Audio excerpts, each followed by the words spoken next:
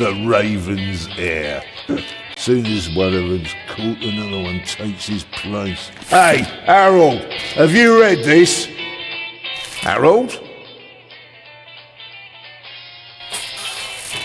Harold?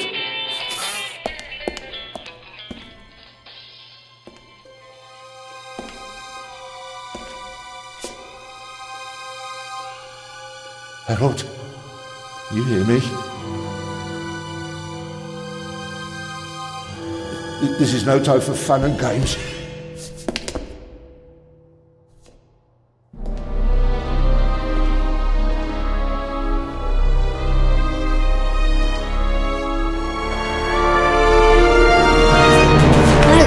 Calm down. I'm a copper. We're on the same side. A copper? What are you doing here? And where's Harold? Harold? Well, there's another guard back there unconscious. That's probably him. The Eye of the Sphinx. Where is it? It's there. Oh, good. Then he hasn't got it yet. You mean the Raven's heir? Shh! Turn it off. He's gonna steal the eye. But how do you know? Doesn't matter. All that matters is that we catch him. Do you understand? Yeah, but Do you understand? You and me, mate, we'll be heroes. All right, now, we just have to... what? Halt! Stop! You're under arrest!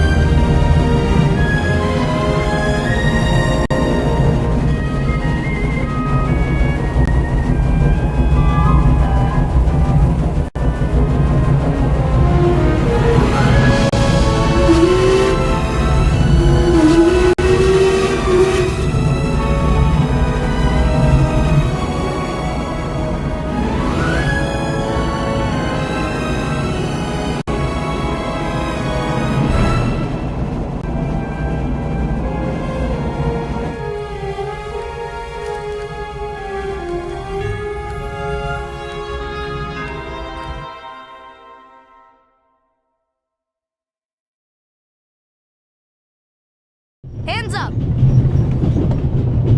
I don't have time to play. I'm on duty.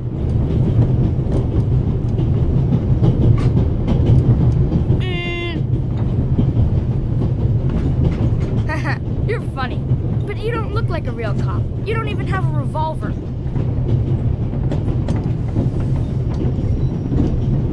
What's your name, boy? My name is Matthew Miller, And where are you from, Matthew Miller? from Dillsburg, Pennsylvania. But my mom and I live in England now. She's taking care of some rich old lady. We're on our way to Venice at the moment. We're taking a cruise on a big ship. Impressive. You've already seen half the world. I've spent my entire life in Switzerland. Must be really boring. And what's with the gun? What do you need it for? It's the Raven. He was gunned down, so now I need a pistol. Dead birds don't need guns. Nor do live ones. You don't know who the Raven is, do you? He's the greatest burglar ever. He stole paintings from the Louvre, and those priceless eggs with gold and diamonds and stuff. And Bobby Dobbs says he replaced the crown jewels with rhinestones. I know who the Raven was. Although I don't quite buy that bit about the crown jewels. You do know these days there are thieves far more dangerous than your old Raven. 2 days ago, a precious ruby was stolen from the British Museum. There was an explosion. A guard was severely injured. Really?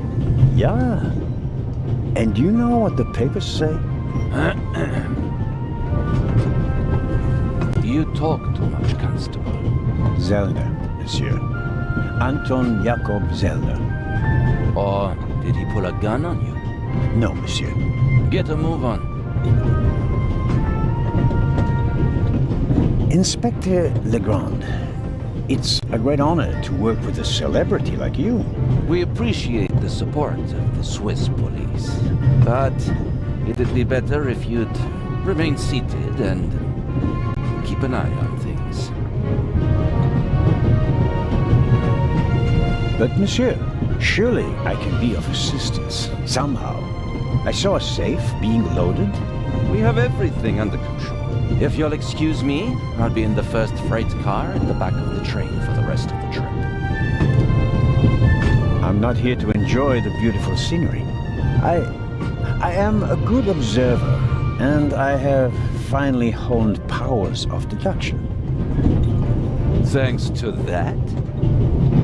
I watched the people on the platform in Zurich.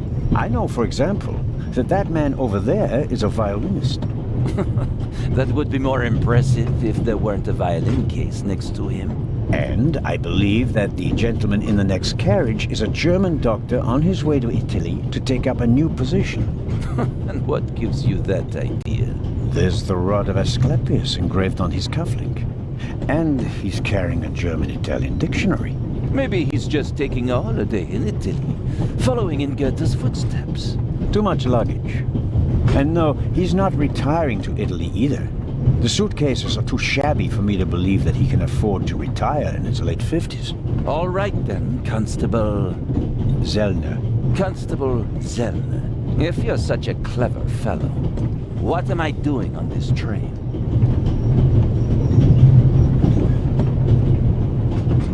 I think you're guarding something. Oh, really? And what might it be? I really couldn't say. But it must be very important. Why is that? Because you are very important. They wouldn't have assigned the case to you if it were just a trifle.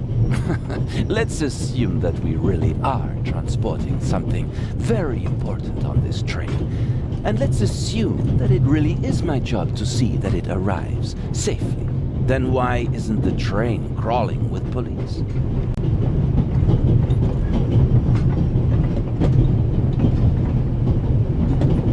It's a trap. You've got a vivid imagination. I'll give you that. Well, that is impressive, I admit. But the fewer people involved, the better. Get along fine without you. You won't. Won't? Pardonnez-moi. I can help. And I will help. You are in my country, and I've been ordered to assist you. And that's exactly what I'll do, whether you like it or not. Clever and stubborn. Your commitment speaks volumes, Zellner. But this is my show, and I don't need you. Bon voyage. But how do you know?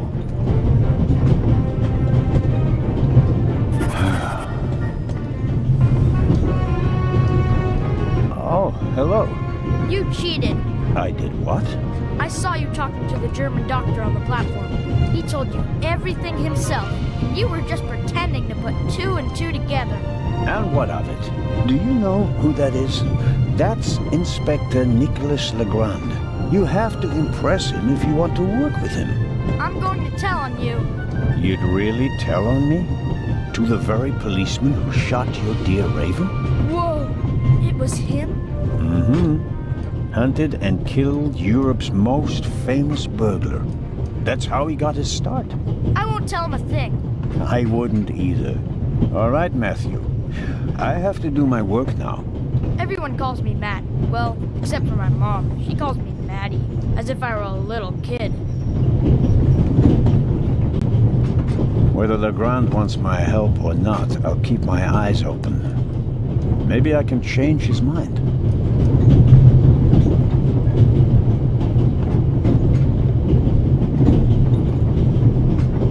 This morning I thought I wouldn't be hungry because of all the excitement. Thankfully, I bought a sandwich with me anyway.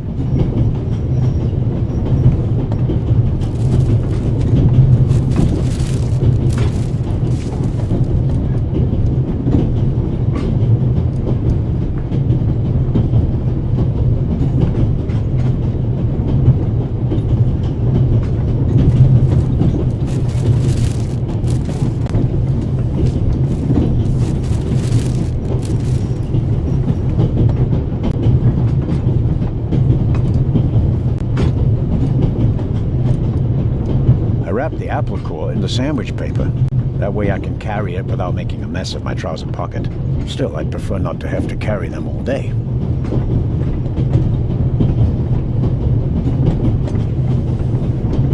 The napkin came with the croissant I bought at the train station. A guilty pleasure. I don't need that either.